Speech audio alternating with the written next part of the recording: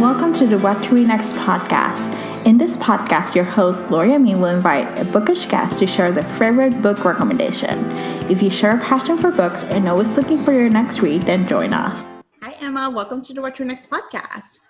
Thanks for having me. This is so exciting. I feel like I've been interviewing people nonstop for the last couple of weeks, so it feels weird to be on the other side. I know. It's a weird thing because you feel like you have to go control somebody else is asking the questions, and you're like, gosh, like, what if I say something? Yeah, this will be fun. I'm excited. Thanks again for having me. Oh, this is so exciting. So tell us a little bit about yourself.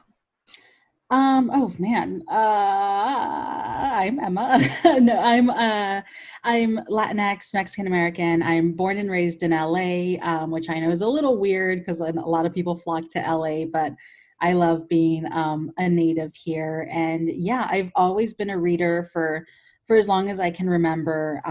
So that's just something that's always been a part of my life. And then a few years ago, I came across the Bookstagram community, and I feel like that just fueled, like it lit a fire to read even more and be exposed to so many different genres and people. And I've made some really, really good friends from that community. So I love it. And now it's just a huge part of who I am. And then recently I've launched a podcast called Latinx Like Me. And so that's been a really fun project that I've embarked on recently.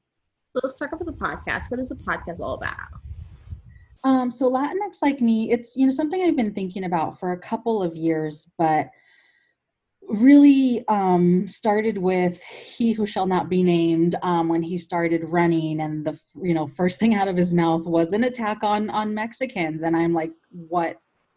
Can I curse on here?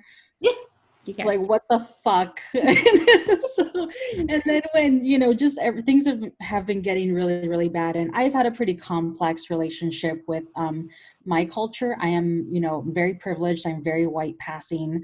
I'm, I guess, what they would call ethnically ambiguous. And so whenever someone would ask me like, what are you, I would just like skirt the issue because I would lean into that whiteness, because for me it was wanting to fit in, and it was survival. Like I don't need you discriminated against me, so I'm not going to tell you. Like, if you can't guess, like, because I don't look like your quote unquote stereotypical Mexican, you can't discriminate against me, and I'm not going to let you. So that that was a huge chunk of my life. And then as I got older, I've my first generation here, and so my home life with my mom, we spoke Spanglish or just Spanish. And so it was a very Mexican household, but then there was a lot of code switching for me, like with the outside world. And as I get older, I feel like I have, I've grown closer to my culture. And part of that was, especially recently, it's acknowledging that privilege that I've had. And it's also wanting to learn more. And how can I help, fight, colorism within our community, and fight, stereotypes and whatnot against like the larger community just in America. And part of it, I think, is education. Like, I think we're so siloed that I think internally the Latinx community needs to learn a lot about itself. Like, I don't know anything about someone who grew up in Colombia. I don't know anything about the Dominican Republic. I'm learning more even about Mexican culture. So it's education, and it's stuff that we're obviously not exposed to in school. So I found that a really good way to do that was conversations. And so literally Latinx Like Me is just conversations with different Latinx people and learning from each other. And, I share a little bit about me and vice versa. And I think it's been really fun. And I don't think it's just for Latinx people. I think a big part of, how Latinx people are portrayed in American media is we're treated like a monolith, and we're not. And so that's basically what I'm trying to dispel. It's like, we come in all shapes, sizes, colors, accents, and not everything is spicy food. Like, not everyone has spicy food. Some people have cheese in their chocolate. I learned this morning. I was like, what? So that's basically it. It's somewhat selfishly me trying to learn more about my community and even my culture, because even two Mexican Americans can have a very, very different experience depending on where they grew up and the family dynamics. And yeah, and then hopefully shedding a bit of light on our community and showing the world that we are more diverse than what is portrayed in the media. Yes, I agree. I am Puerto Rican, but I'm from Puerto Rico, from the island. Mm-hmm. And I moved to the States when I went to college, and I've been here for about 20 years. So I've been more time in the States than Puerto Rico, but my family still lives there. So my experience is very different from when I live in New York. I had a lot of friends who are Dominican or Puerto Rican who grew up in New York, and their experience is very different from my experience. Like, we had things in common, but we were like, oh, this is different. We didn't have some stuff. We were like not similar to childhood, and so it's interesting to have conversations and talk about like different experiences. And for me, I found books to be finding Latinx books that are reflected in different stories. It's like it's fascinating because I think people assume that every Latin Latina person is the same.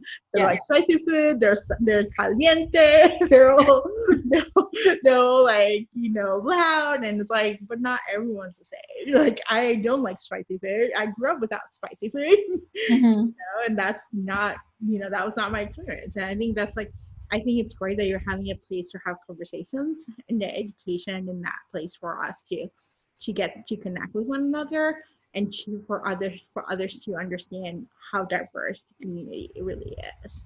Yeah. So awesome. So what do you hope listeners to get from listening to the show?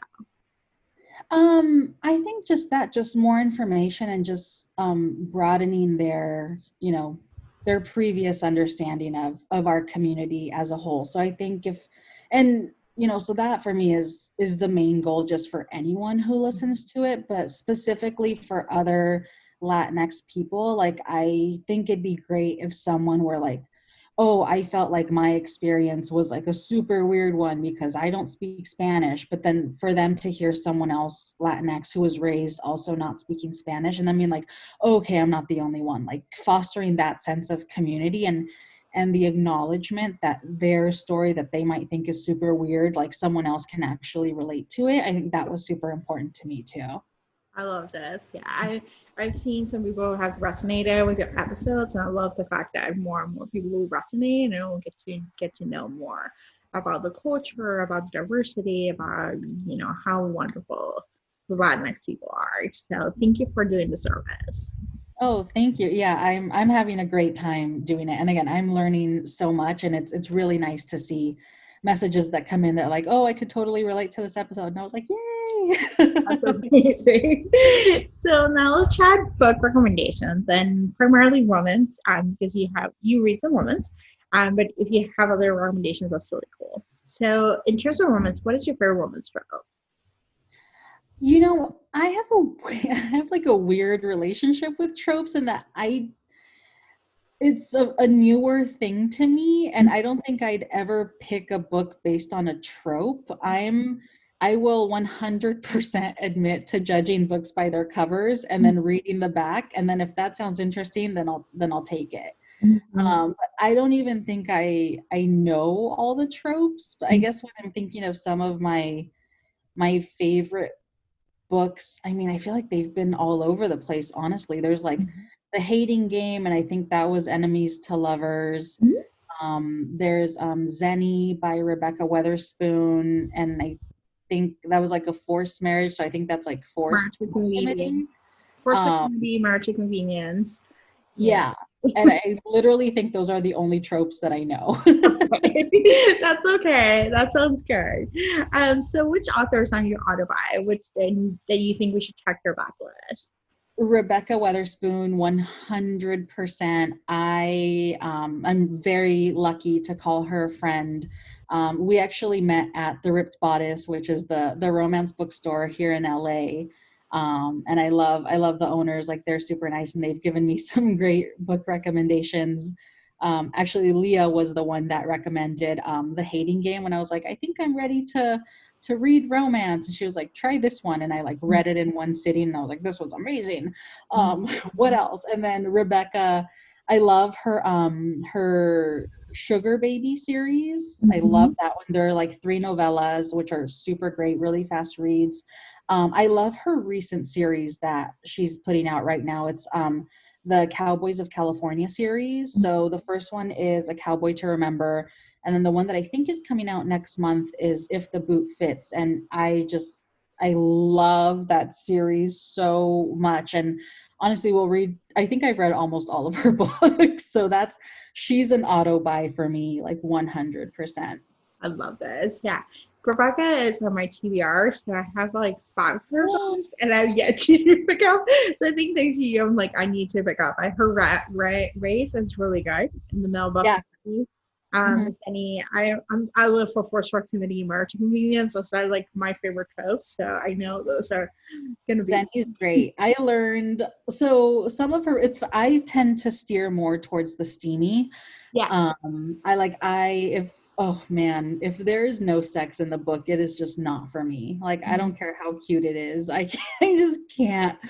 So yeah, I love Rebecca's books. And I feel like the first one in the California, Cowboys of California series was a little bit more tame for her, but like Rafe is a great one. Zenny is definitely more steamy. I love Zenny. Like, if you like steamy, I would recommend starting with Zenny.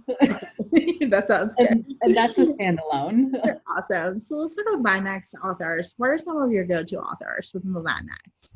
It's only until recently that I've been reading Latinx authors, to be quite frank, in romance. And I made it a point to specifically, because it's nice to be able to see yourself in books and be able to relate to some things. So most recently I read You Had Me at Hola by Alexis Daria. That one was great. It was my first time reading something from her.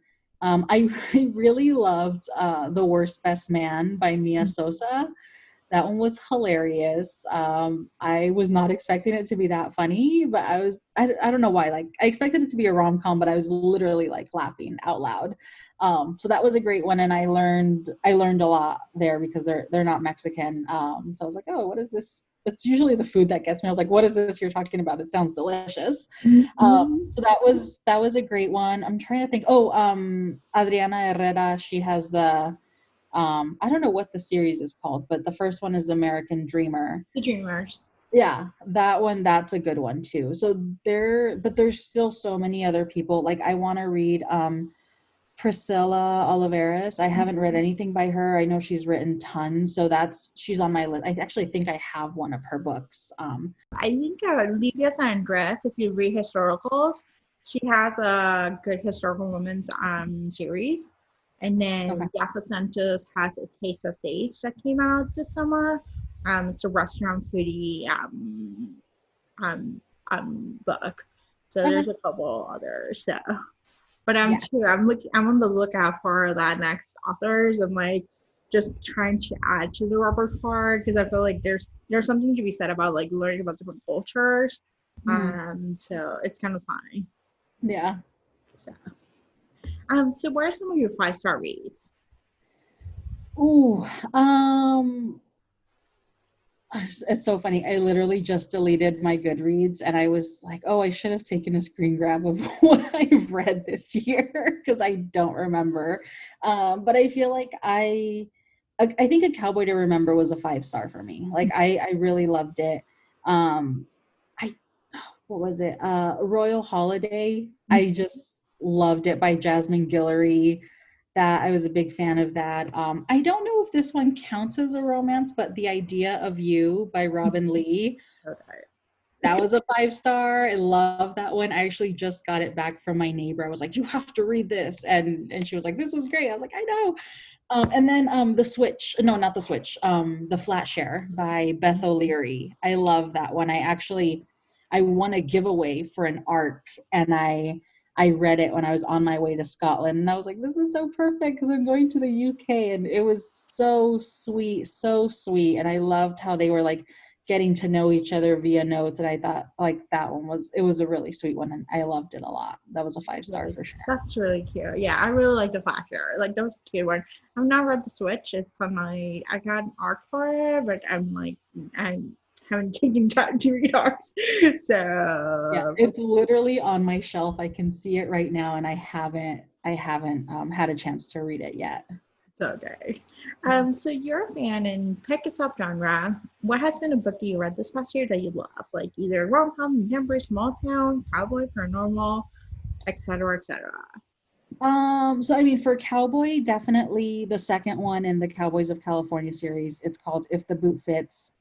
Love that one. And actually, Cowboys are new to me, and I didn't realize how much I'd like them. But I was like, oh, okay, this could be opening a new door for me. So that was definitely a favorite. I think I devoured the entire Reluctant Royal series from Melissa Cole. Like I read the whole thing, the novellas and everything, and I loved it. I'm a sucker for like royal stuff. So I was a big fan of that. And then I love Annie Raines, her Sweetwater Springs series. I'm a huge fan of. I started reading them last year. Like I want to say it was around Christmas, and because the first one is like Christmas on Mistletoe Lane was the first one in that series, and I was just like, I'm obsessed, and I was like bugging Estelle. I was like, when's the next one coming out? Like I need more. So those are some of my favorites. Like just those series are the whole thing. I'll just devour. I love this. What has been a book that you have read this past year that you cannot stop gushing about?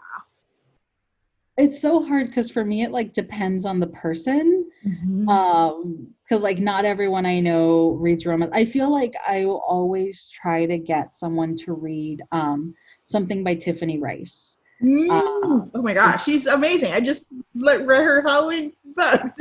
I love her. I feel like it's not even a recent book. I read this a couple years ago. It's The Bourbon Thief. Yeah. So good. It's one of my favorites by her. I also love The Red and the Rose, and I think there's another one in that series coming out soon. But I like that for me is like when I know someone's a romance reader and I'm like trying to push them out of their comfort zone, I'm like, just give this a try. Like The Bourbon Thief is a gothic, a Southern Gothic, I think is what it's classified as, and I was like obsessed. Um, yeah, and it's I love her books. I'll that's one that I'll always try to push people out of their comfort zone. I'm like, just give it a shot. Like, yes, it's super steamy, but just like try it. It's great. And the writing's great. Like I just get lost in her books. I think they're fantastic. So, but definitely The Bourbon Thief is one that I always try to push people. And Zenny is also another one that I'm like, yeah, like try this one. Okay. So tell us where you can find you online.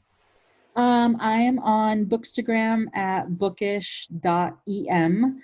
And then, of course, Latinx Like Me on Instagram, Latinx Like Me podcast, the website where you can see all the episodes, of course, on Apple Podcasts and Spotify. But I'm, super active on Bookstagram. So if anyone wants to chat books or has book recommendations for me, definitely hit me up there. I'm always down to chat to people.